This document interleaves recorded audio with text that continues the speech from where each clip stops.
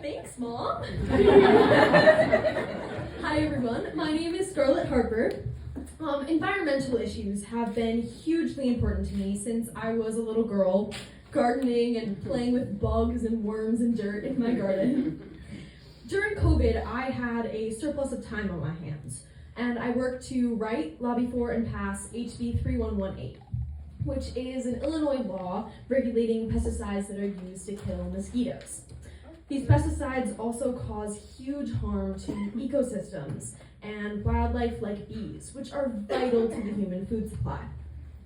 Summer after summer, I had observed fewer bees and fewer species of bees in my own garden, and I was determined to figure out why.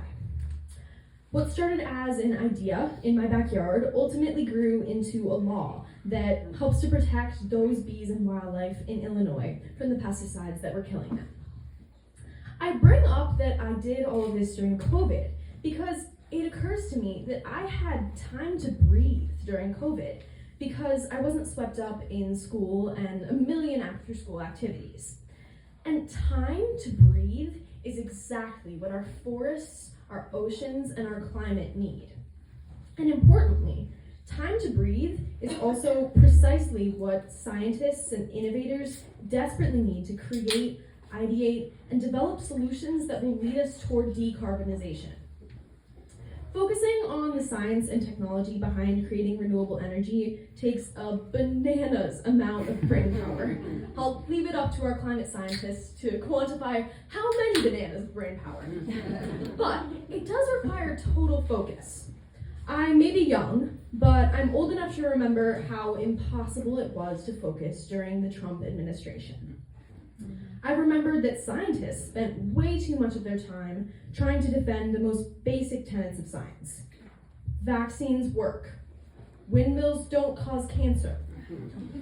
Pandemics are the expected result of habitat loss that forces species to migrate and share germs with new species. Innovation can't thrive when scientists have to defend that science is real. Woo! Woo! Yeah. And this is why it is so critical that we re-elect President Biden, that we work to give him a Congress that will support these initiatives and implement the green technology that is being created and already exists. Because the alternative gobbles up so much time for policymakers, climate innovators, and scientists by putting them on the defense. The alternative also puts the United States and our standing as world leaders on climate issues in jeopardy, because Trump is likely to pull out of the Paris Climate Accords for the US. Again.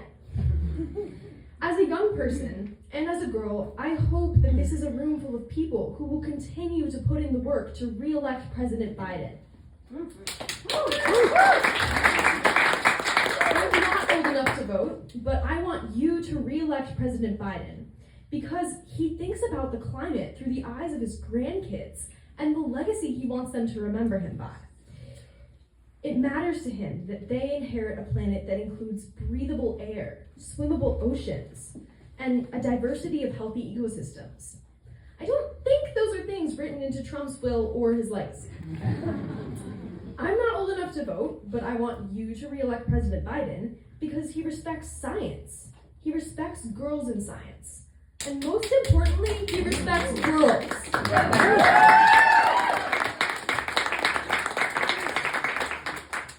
So much at stake, and I know you all know that. I'm just here to tell you that this young girl wants 4 more years to breathe. So I'm asking you to please do everything you can with your time, your brains, your vote, your influence, and your money here tonight. I promise you, your kids and your grandkids will thank you. Thank you.